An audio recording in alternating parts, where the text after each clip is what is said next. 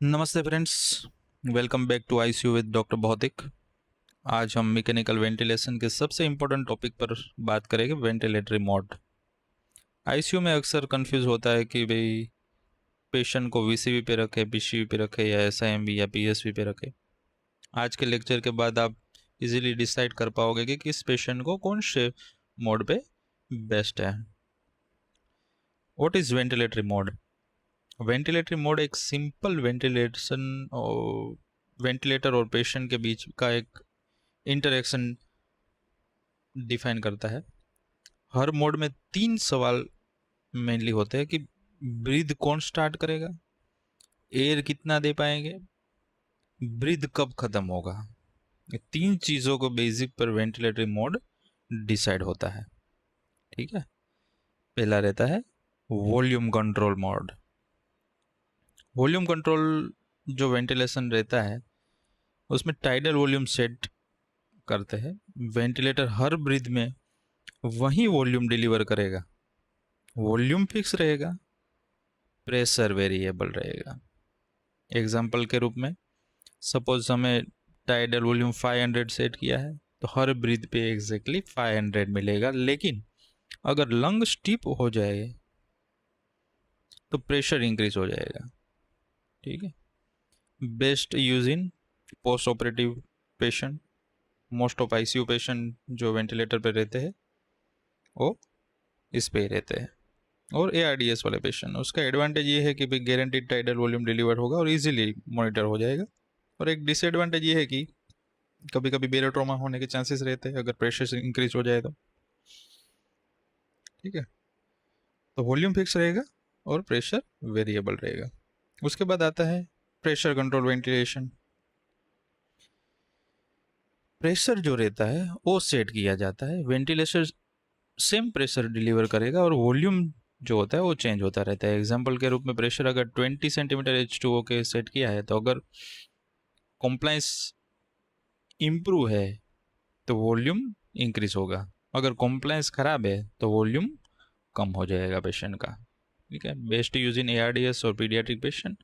और जो air leak syndrome रहता है उसमें ये प्रेशर कंट्रोल मोड यूज करते हैं। एडवांटेज क्या है? पीक प्रेशर जो रहता है वो कंट्रोल रहता है और लंग इंजरी होने के चांसेस कम है। लेकिन डिसएडवांटेज ये है कि टाइडल वॉल्यूम गारंटीड नहीं है इसमें। प्रेशर कंट्रोल में प्रेशर फिक्स रहेगा, वॉल्यूम चेंज रहेगा। उसके बाद आता है एसआईएमबी, सिंक्रोनाइज इंटरमिटेंट मैंडेटरी वेंटिलेशन। ये मोड मैंडेटरी ब्रीथ और स्पॉन्टेनियस ब्रीथ को दोनों अलाउ करता है। जैसे कि एग्जांपल के रूप में अगर हमने रेस्पिरेटरी रेट 12 सेट किया है तो पेशेंट खुद भी ब्रीथ ले सकता है। वेंटिलेटर सिंक्रोनाइज करता है उसके साथ। Best use in winning phase, patient recovery from illness. Advantage क्या है? कंफर्टेबल और रेस्पिरेटरी मसल एक्टिव रहते हैं इसमें। और डिसएडवांटेज क्या है? कभी कभी एसिंक्रोनी होने के चांसेस रहते हैं। और इसका एक एग्जाम पॉइंट ये है कि भाई S I M V traditionally use for weaning, but nowadays P उसका जो प्रेशर सपोर्ट वेंटिलेशन है उसने उसका जगह ले लिया है। तो नाउ प्रेशर सपोर्ट वेंटिलेशन देखते हैं कि क्या होता है। पेशेंट हर ब्रीथ खुद इनिशिएट करेगा, वेंटिलेटर सिर्फ उसको प्रेशर का सपोर्ट देगा। ठीक है। एग्जाम्पल के रूप में है तो पेशेंट ब्रीथ स्टार्ट करेगा और वेंटिलेटर उस ब्रीथ को असिस्ट करेगा। ठीक है। Best use in weaning and extubation patient रहते हैं उसमें यूज करते हैं। एडवांटेज क्या है? कंफर्टेबल रहता है, लेस सीडेशन की रिक्वायरमेंट रहती है और फिजिकल ब्रीदिंग रहता है उसका। ठीक है। डिसएडवांटेज में क्या है? एपनिया में यूजफुल नहीं हो सकता है। और इसका एक गोल्डन रूल है, याद रखिए, if patient is breathing think about PSV. ठीक है। उसके बाद आता है PRVC mode, pressure regulated volume control mode. एक स्मार्ट मोड ऑफ वेंटिलेशन है। वेंटिलेशन में ये मोड में टाइडल वॉल्यूम भी गारंटीड रहता है और प्रेशर भी मिनिमाइज करता है। वेंटिलेशन कंटिन्यूसली जो कॉम्प्लायंस रहता है उसको मेजर करता है और उस हिसाब से उसको प्रेशर भी एडजस्ट कर लेता है। तो ये कहाँ कहाँ यूज़ होता है? ARDS, post operative cardiac patient हो, वेरिएबल कॉम्प्लायंस जो पेशेंट में रहते हैं उसमें यूज़ होता है। और एडवांटेज ये है कि भी गारंटीड वॉल्यूम देगा और लो प्रेशर के साथ दे देगा।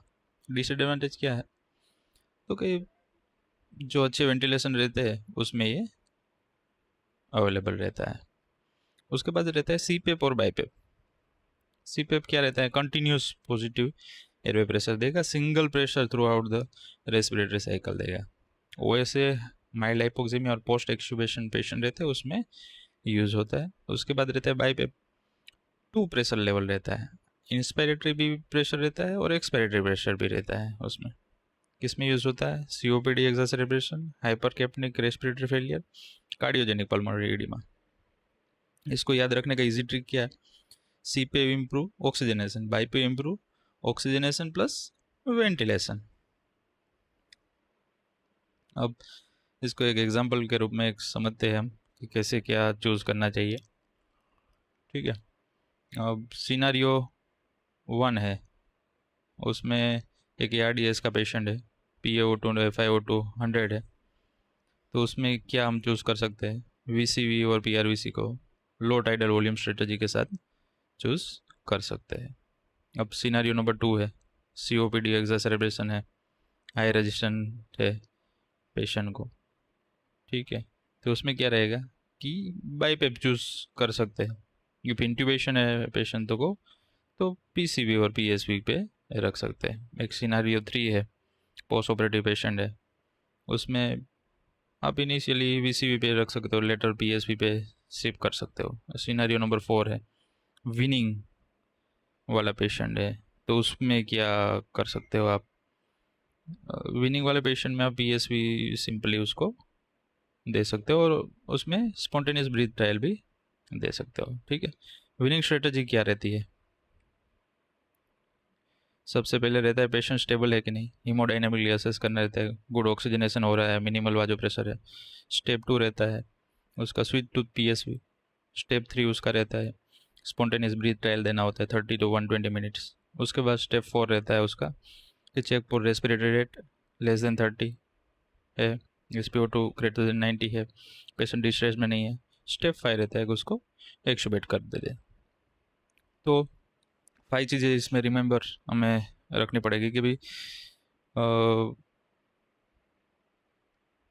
कोई जो भी मोड रहता है वो परफेक्ट नहीं है। तो सेकंड रहता है कि लोएस्ट FiO2 से सेट कीजिए उसमें, and always monitor waveform and loop and treat the patient not ventilator. और 5वीं चीज़ रहती है कि win early when ever is possible. ठीक है, तो राइट टाइम पे राइट मोड हमें यूज़ करना आना चाहिए। वो पेशेंट की लंग भी सेव करता है और लाइफ भी सेव करता है। अगर ये लेक्चर आपको अच्छा लगा तो इसको लाइक कीजिए, और आगे के लेक्चर में हम सीखेंगे कि ARDS जो वेंटिलेशन रहता है उसमें स्ट्रेटजी कौन सी रहती है, और लो टाइडल वॉल्यूम और PEEP सिलेक्शन और रिक्रूटमेंट मैन्यूअर को डिटेल में जानेंगे। Thank you.